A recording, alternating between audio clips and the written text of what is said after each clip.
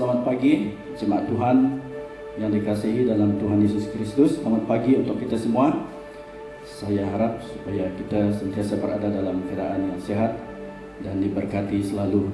Terima kasih karena mengikuti acara online kita seterusnya pada pagi hari ini.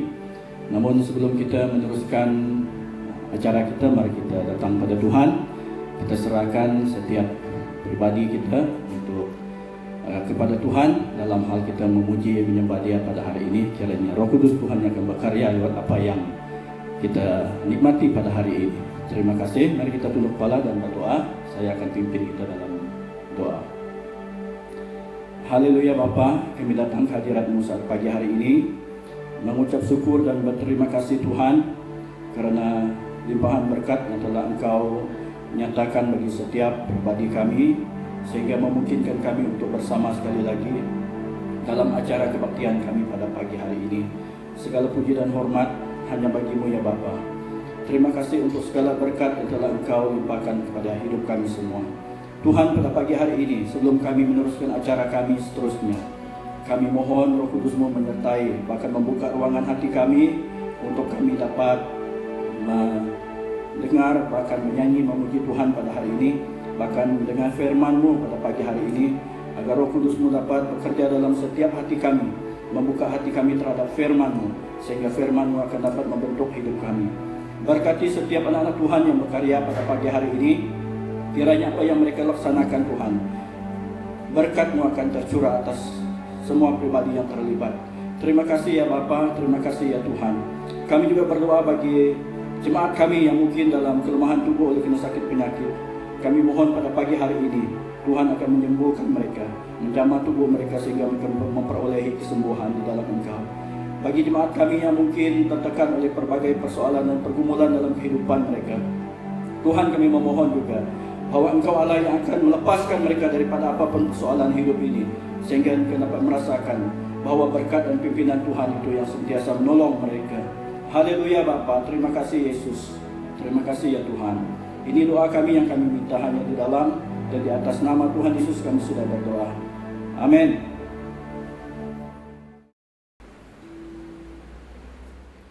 Shalom saudara-saudara.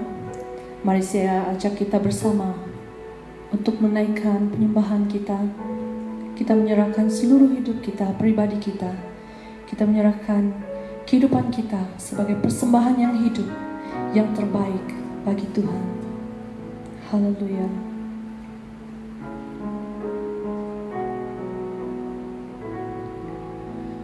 Ku beri yang terbaik bagimu. Ku relakan segalanya, yang terbaik bagimu. Segenap hatiku dan segenap jiwaku. Sekali lagi, ku beri yang terbaik. Ku beri yang terbaik bagimu. Ku relakan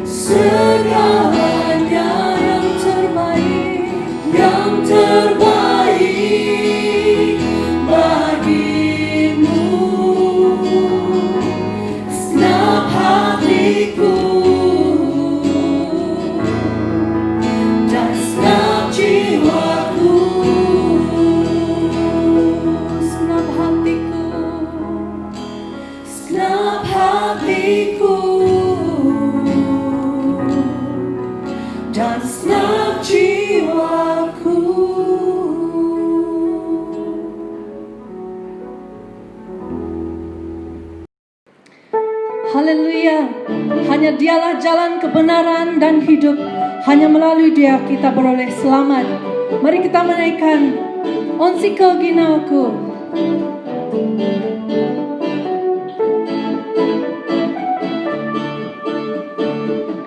Onsiko Ginawaku, kumaadia Tuhan. Gawi kosiananu kumaadahai, kosoroku kasari. Royohon kuingaranu, sontop songginawaku. Ia noi oli dan patah hakonku, hitiko posionku. Yesus noralan, Yesus noralan do kata patah. Yesus noralan do komposion. Yesus no kapa masing ngawi tulutan sanan, iti sopo moguna. Royo-royohonku ngaranu Tuhan, soro-sorohonku leiko siananu. Nokon tungan ko Yesus, mantari kapatayon, mina masih kodahai. Mari kita menari bagi Tuhan.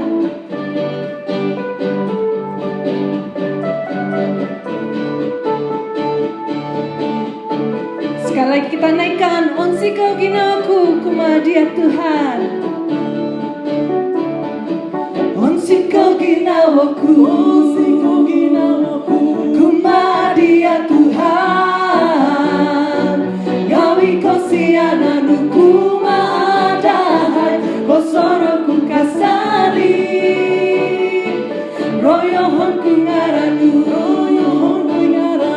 sontop songginawaku.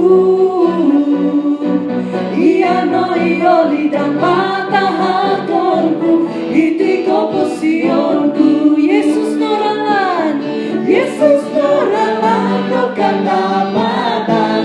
Yesus noralan do komposion. Yesus no gampa masing ngawi tulun persanai, iti sopo moguna.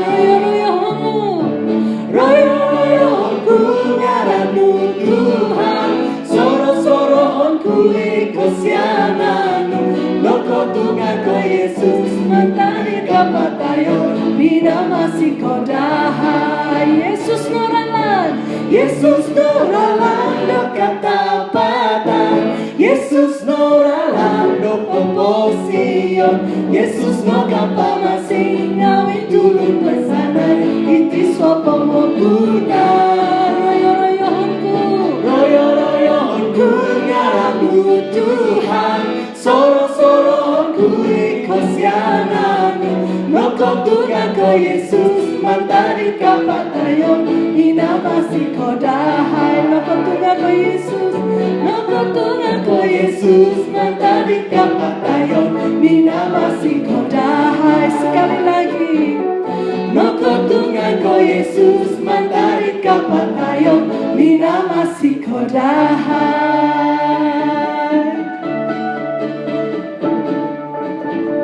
Haleluya, berikan kemuliaan bagi Tuhan.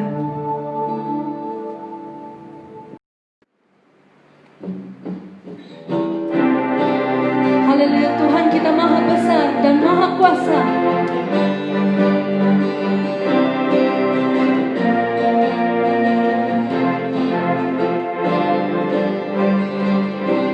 Tuhanku maha besar, Tuhanku maha kuasa, Raja segala raja. Dia takkan tergoyahkan, Dia takkan terkalahkan. Dia hidup dan berkuasa. Serukan namanya, serukan namanya.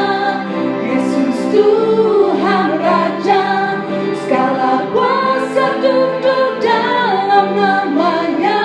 Dia luar biasa, Dia luar biasa, perkasa mulia. Yesus nama di atas segala nama. Tuhanku maha besar,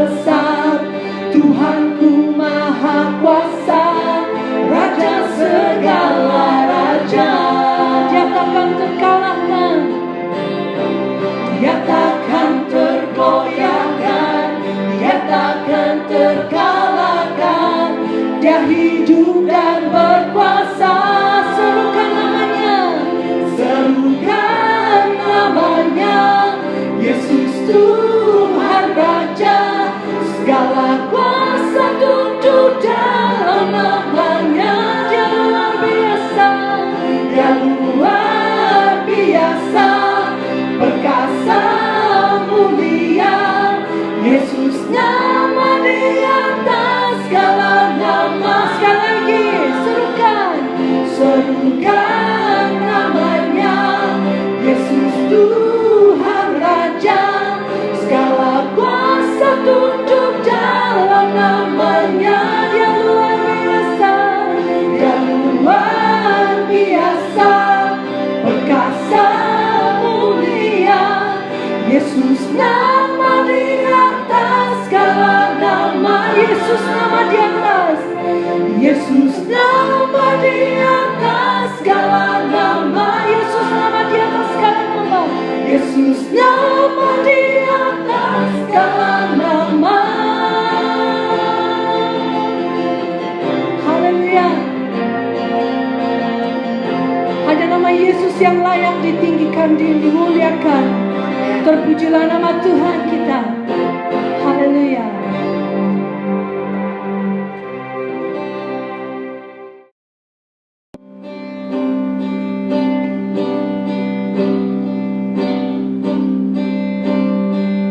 Mari kita sama-sama naikkan pujian ini.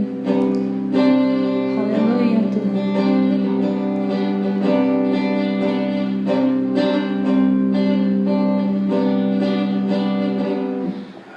Ajarku berdiam dekat di hatimu, di saat ku berpaling temukan cintamu. Di sana kau menanti untuk bawaku lagi bersekutu dalam damai yang sejati. Oh, ku damba hadirmu. Oh, inilah rinduku. Sama-sama kita naikkan. Hidupku hanyalah untukmu, segenap hatiku kagum akan kebaikanmu. Nafasku, nafasku menceritakan kasih-Mu. Ajarku berdiam dekat di hatimu. Sekarang kita naikkan pujian ini bersama-sama. Naikkan ini sebagai doa kita. Ajarku berdiam dekat di hatimu, di saat ku berpaling ku temukan cintamu. Di sana kau menanti untuk bawaku lagi bersekutu dalam damai yang sejati.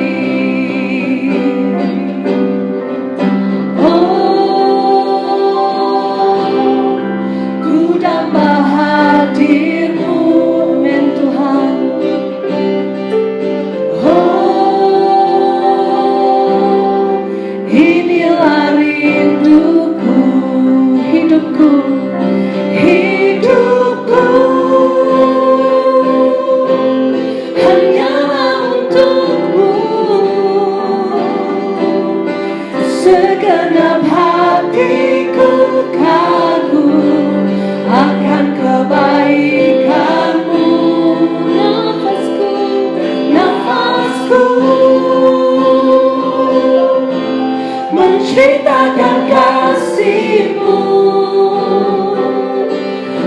Ajarku berdiam dekat di hatimu, hidupku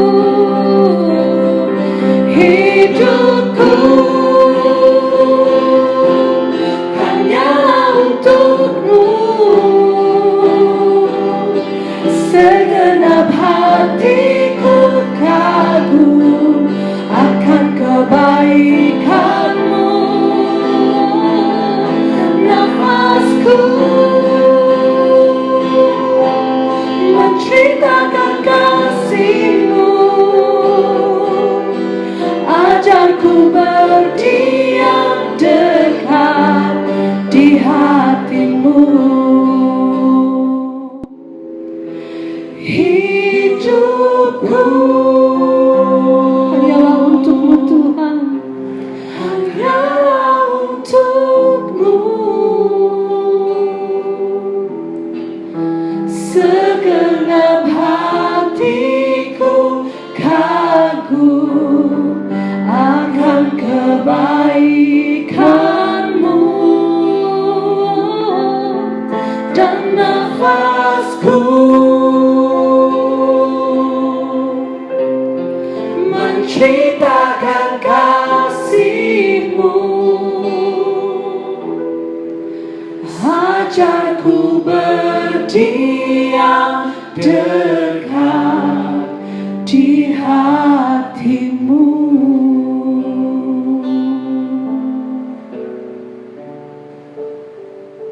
Shalom. Begitu acuan, begitulah hasil kuehnya.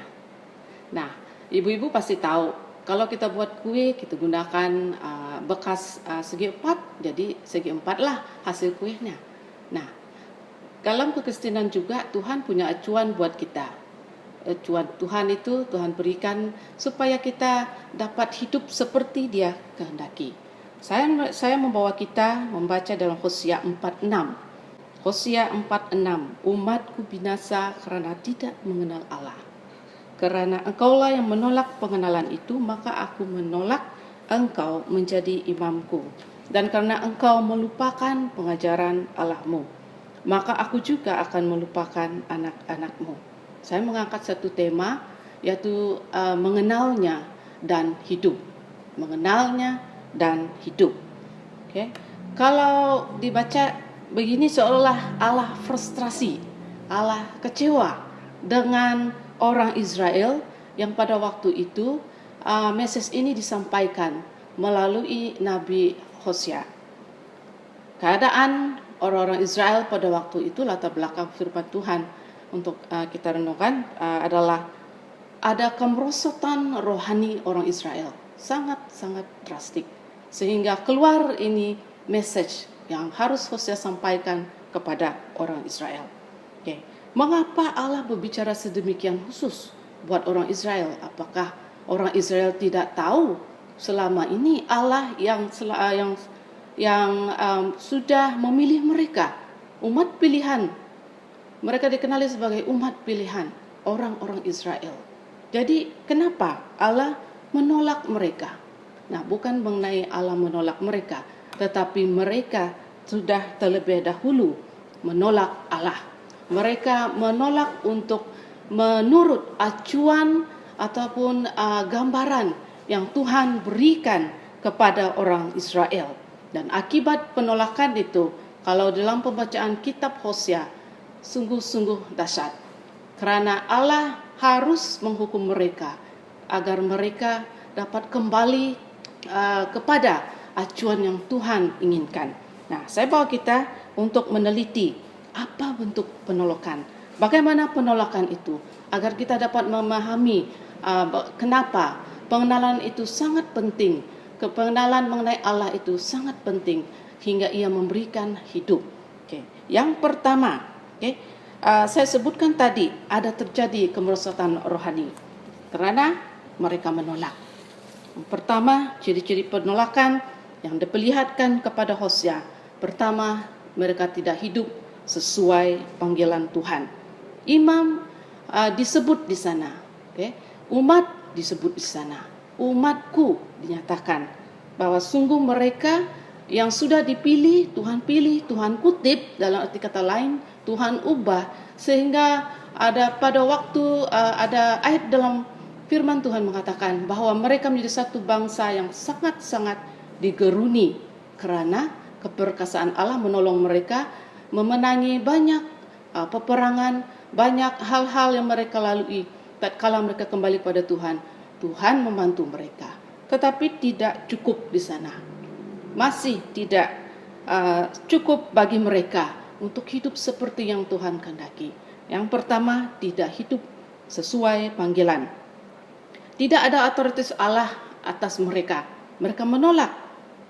Mereka menyebut mereka adalah umat pilihan Allah. Tapi bagaimana mungkin mereka menolak otoritas Allah? Identiti yang Allah bina di dalam mereka. Kebergantungan mereka selama ini mereka tolak. Dan karena Allah begitu mengasihi mereka, berkali-kali Tuhan Allah mengutus para nabi, para hakim untuk memperingatkan Israel. Nah, karena itu dalam firman pembacaan ini dikatakan mereka menolak. Allah sudah berusaha berkali-kali mengingatkan mereka agar mereka hidup sesuai panggilan, tetapi mereka menolak. Nah, lebih menyakitkan hati Tuhan adalah antara lain mereka melanggar perjanjian dengan membuat mezbah-mezbah didirikan. Mezbah-mezbah berhala mereka dirikan. Tidak adakah itu menyakiti hati Allah? Mereka menolak panggilan Tuhan bagi mereka untuk hidup sebagai contoh, hidup sebagai saksi, sebagai umat yang punya Allah yang hidup, Allah yang perkasa, Allah yang kudus. Mereka dikatakan berzina dan membelakangi Tuhan lewat tingkah laku mereka. Jadi mereka tidak hidup sesuai panggilan mereka. Jadi bagaimana dengan kita sekarang? Untuk kita, apakah kita hidup sesuai panggilan kita sebagai orang percaya? Kedua, tidak ada pengenalan pribadi. Tidak ada pengenalan pribadi. Di dalam bahasa Ibrani, da'at itu mengenal itu bermaksud mengerti. Ada pengertian, ada pengetahuan.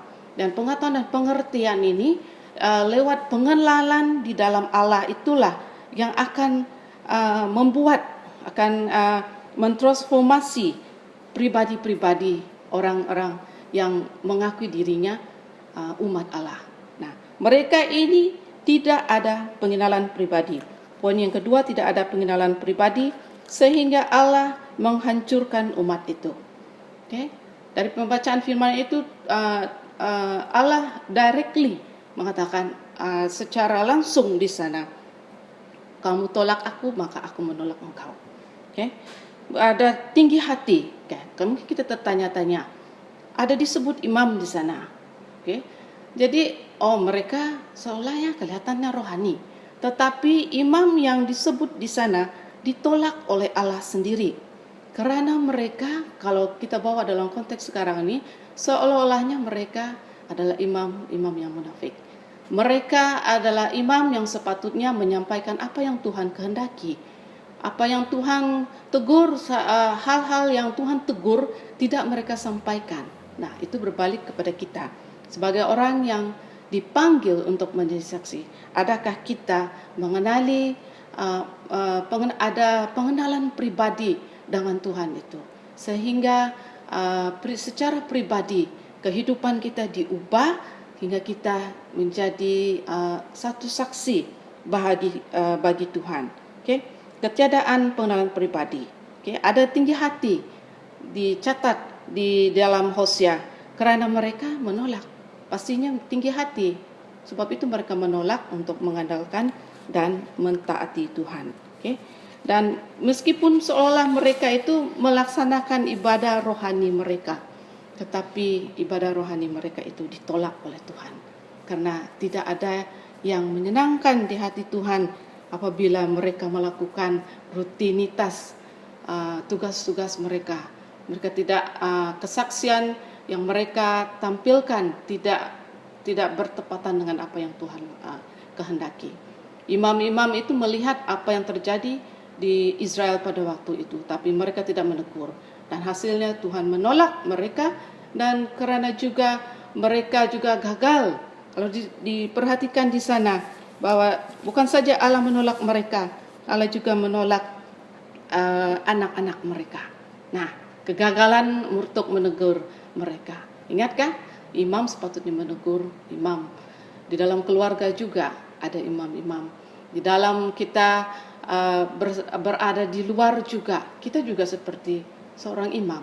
Kehidupan kita adalah sebagai satu saksi buat orang lain. Kalau kita mengatakan bahwa kita ini pengikut Tuhan, bagaimana keadaan kita sekarang? Kita renungkan. Yang ketiga, dalam ciri-ciri penolakan yang diperlihatkan kepada Hosea, mereka tidak setia. Kalau sudah tidak hidup di dalam panggilan Tuhan, kalau sudah tidak ada pengenalan pribadi Tuhan atau Allah di dalam hati mereka untuk menguasai hati mereka, merubah mereka dari dalam, maka lahirlah ketidakkesetiaan. Tidak ada kesetiaan. Nah, mungkin karena jemu. Sudah jemu menanti. Kalau konteks kita sekarang, adakah karena kita sudah bosan? Adalah kita sudah begitu lama di dalam permasalahan kita, sehingga kita untuk menanyakan Tuhan, untuk tindakan seterusnya sangat-sangat lama menunggu Tuhan. Jemu membuatkan kita tidak setia. Bosan juga. Nah, akibat dia ada terjadi suam-suam kuku. Ingatkah di dalam Wahyu 3:16 mengenai kesuaman, suam-suam kuku? Apa yang terjadi? Akan dimuntahkan keluar. Nah, suam-suam kuku salah satu kriteria orang yang tidak setia. Okay? Tidak setia di hadapan Tuhan. Okay? Itu pernyataan tentang orang yang sudah mengalami Kristus tapi semangatnya mulai pudar. Hati sudah pudar dan perlu disemangati. Nah, menurut Wahyu 3:16 itu disentuh mengenai kasih yang semula. Dan segala kepudaran itu akan menghasilkan ketidaksetiaan. Yang keempat, tidak menjunjung firman Tuhan. Nah, kalau Tuhan berkali-kali sudah mengatakan menegur demi menegur, dan kita menolak. Jadi kita tidak menjunjung firman Tuhan itu. Kita menolak otoritas suara atau firman Tuhan untuk mengawal, membentuk hidup kita. Itu terjadi buat mereka yang boleh kita bacakan, sehingga Allah menolak. Karena penolakan itu, adakah tidak diberi? Kalau kita sekarang, adakah kita tidak diberi firman Tuhan itu? Nah, berapa lama sudah kita duduk di dalam gereja? Kalau dalam sekarang, berapa lama sudah kita mendengar firman Tuhan, khotbah-khotbah? Adakah itu sudah mengubah hidup kita? Nah, kita membenarkan firman Tuhan itu, mengambil otoritasnya dalam hidup kita, menukar, mengubah, memotong apapun bahagian dalam hidup kita yang tidak berkenan di hadapan Tuhan. Bahkan umat itu dengan sengaja menolak kebenaran yang diberikan Allah kepada mereka melalui para nabi dan firman yang tertulis. Masih berjalan bagi kita sekarang. Setiap orang yang percaya, adakah kita masih membenarkan, merelakan diri kita untuk firman Tuhan mengambil otoritas, mengubah hidup kita? Atau adakah kita hanya pilih-pilih firman Tuhan itu yang mau kita dengar, kita mau? Seolah kita menganggap firman Tuhan itu sebagai satu menu, hingga kita mau pilih-pilih. Ataupun kita hanya menggunakan firman Tuhan untuk menjatuhkan di antara satu sama lain. 4 penolakan yang boleh kita perhatikan di dalam firman Hosea, pembacaan Hosea. Jadi kenapa? Kalau sudah itu menolak, kita melihat apa terjadi kepada orang-orang Israel. Tuhan menghukum mereka. Kalau dibaca Hosea, seluruh kitab Hosea ini sangat-sangat dahsyat. Menceritakan kejatuhan Israel. Kejahatan, tetapi juga menceritakan belas kasihan Tuhan. Nah, berbicara sekarang mengenai belas kasihan. Maukah kita mengambil kesempatan yang Tuhan beri kepada kita untuk mengenal Allah yang menyelamatkan orang Israel, Allah yang sama juga menyelamatkan kita melalui Yesus Kristus. Sehingga kita dikutip, kita yang najis, kita yang berdosa, diambilnya menjadi umatnya. Yang pertama, kenapa?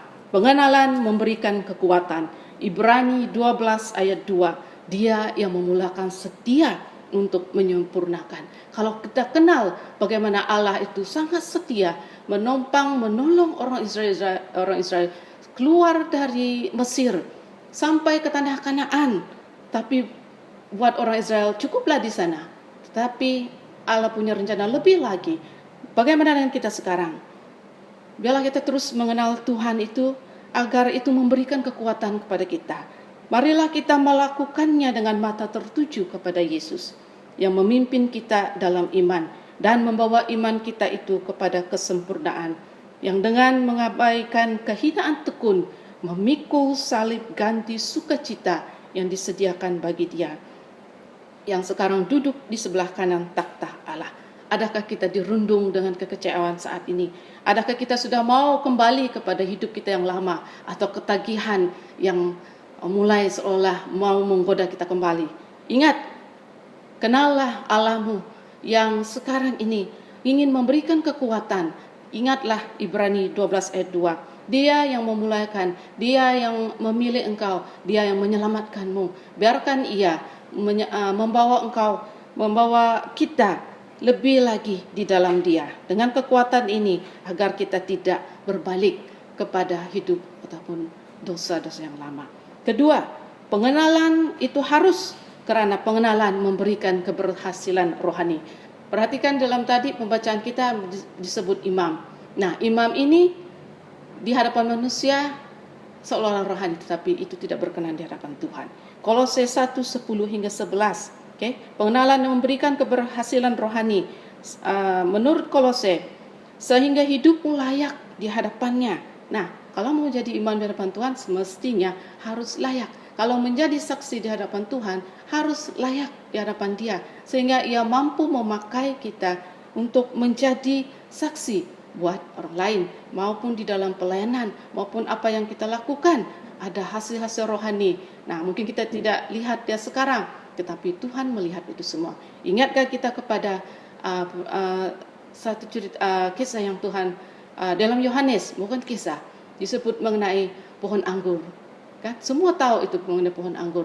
Bagaimana carang-carang, ada carang-carang yang tidak sehat, dan itu dipotong. Tetapi ada juga disentuh mengenai ada carang yang menghasilkan buah. Kenapa? Karena ia berpaut, ia menerima setiap zat-zat yang ada pada kayu ataupun pohon akar ataupun daripada pohon anggur itu sendiri, yang bercantum, yang membuatkan ia hidup. Nah, itu keberhasilan rohani.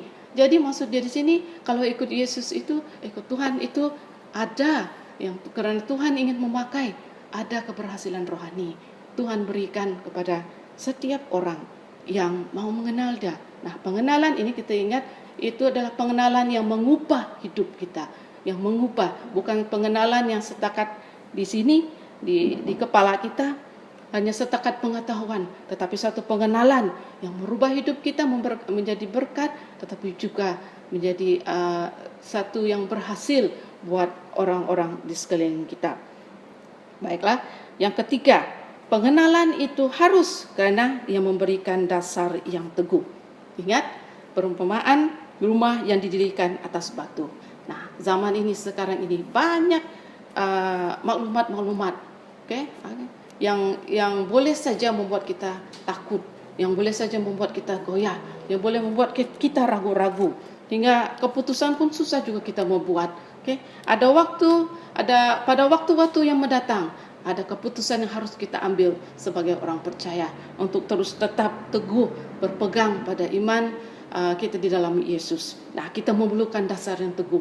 Bagaimana untuk mendapatkan dasar yang teguh ini? Kalau kita tidak sendiri bina, kalau kita tidak membenarkan firman Tuhan itu menjadi dasar, menjadi panduan sekuat-kuatnya di dalam hati, dalam hidup kita. Karena tentangan pasti ada. Perumpamaan itu mengatakan ada tentangan, ada banjir, tetapi rumah itu tetap teguh. Nah, ini adalah pengenalan yang sangat-sangat yang perlu, pengenalan yang teguh. Poin yang ketiga. Nah, jadi kesimpulannya bagaimana? Setelah kita mendengar ataupun kita melihat sendiri bagaimana penolakan itu terjadi, dan juga kita melihat kepentingan ataupun mengapa pengenalan kepada Tuhan itu Mengenal Dia lebih dalam itu perlu, karena dasar iman orang percaya ada di dalam pengenalan itu. Supaya kita tidak melanggar perjanjian seperti yang terjadi kepada orang Israel dalam pembacaan. Supaya kita bergantung penuh padanya. Supaya juga kita berhati-hati dalam menyembahnya. Okay? Jangan setakat hanya Dia Allah yang penuh kasih. Kalau dalam pembacaan itu Dia adalah Allah yang adil. Cukup sabar menanti kita untuk berbalik kepada Dia. Jadi aplikasi daripada apa yang dapat kita renungkan bersama adalah marilah kita berbalik kepada Allah dalam pertobatan. Bagaimana? Lewat firman Tuhan yang kita dengar. Biarkan firman Tuhan itu mengubah diri kita, pribadi kita, agar kita punya dasar, beroleh dasar iman yang hari demi hari diteguhkan, dan kita menghidupi firman Tuhan itu di dalam hidup kita.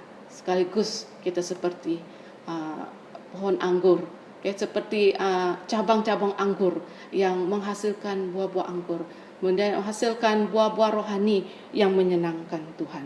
Saya akhiri dengan pembacaan daripada Yohanes 17 ayat 1. Demikianlah kata Yesus, lalu Ia menengadah ke langit dan berkata, Bapa, telah tiba saatnya. Permuliakanlah anakmu supaya anakmu mempermuliakan engkau. Ayat 2. Sama seperti engkau telah memberikan kepadanya kuasa atas segala yang hidup, demikianlah pula Ia akan memberikan hidup yang kekal kepada semua yang telah engkau berikan kepadanya. Ada hidup kekal dijanjikan kepada setiap orang yang mau percaya kepada Yesus. Ayat 3. Inilah hidup yang kekal itu, yaitu bahwa mereka mengenal engkau, satu-satunya Allah yang benar, dan mengenal Yesus Kristus yang telah engkau utus. Mari kita berdoa. Bapa yang di surga ya Tuhan, kami mengucap syukur dalam waktu yang sangat singkat ini kami merenungkan, kami diingatkan oleh firman Tuhan agar kami tidak meninggalkan Tuhan bila mana kami dirundung masalah dalam hidup kami. Dan firman Tuhan ini mengingatkan kami untuk terus ingat kepada Engkau, ingat kepada firman-Mu, ingat kepada tuntunan tangan-Mu ya Tuhan, ingat kepada kekuasaan-Mu ya Bapa atas hidup kami. Biarlah kami lewat firman-Mu ini, kami juga diberikan kekuatan agar kami terus berharap kepada Engkau ya Bapa.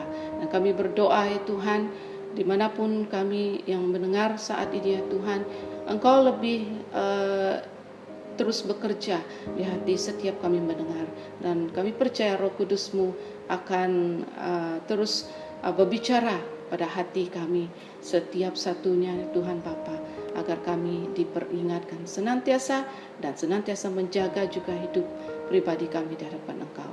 Terpujilah nama-Mu ya Tuhan, kami berdoa hanya dalam nama Yesus Kristus, Tuhan dan Juru Selamat kami.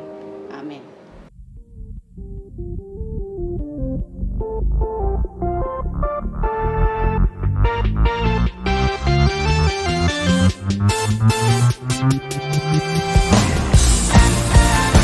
Ada kuasa dalam nama Yesus, kuasa yang membebaskan, kuasa yang menyelamatkan. Nama Yesus,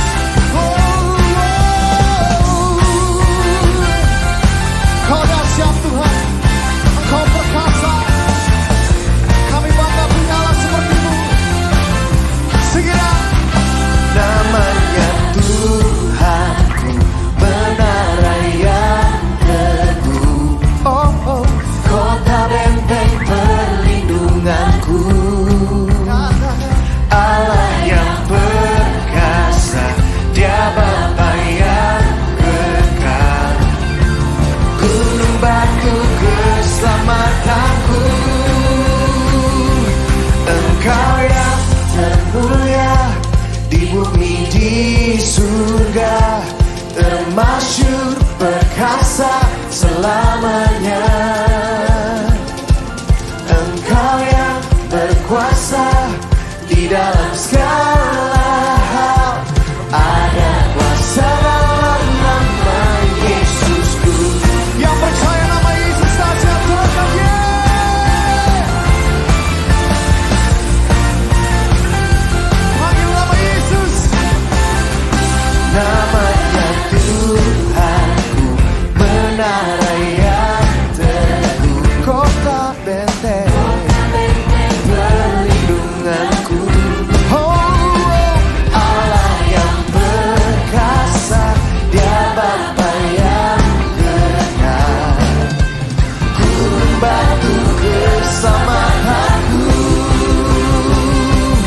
Engkau yang termulia di bumi di surga, termasyur berkuasa selamanya. Engkau yang berkuasa di dalam segala hal, ada kuasa dalam nama Yesus. Oh, Engkau yang termulia di bumi di surga, termasyur berkuasa selamanya. Engkau yang berkuasa di dalam segala hal, ada kuasa dalam nama Yesusku. Ada satu nama yang berkuasa, nama yang memberikan kebebasan, nama yang memberikan kesembuhan, nama yang memberikan kemenangan. Nama siapa?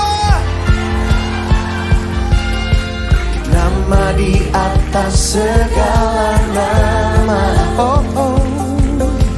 Nama yang telah membebaskanku. Segala kuasa tunduk pada nama Yesus. Pada nama itu, Yesus Tuhan segala Tuhan.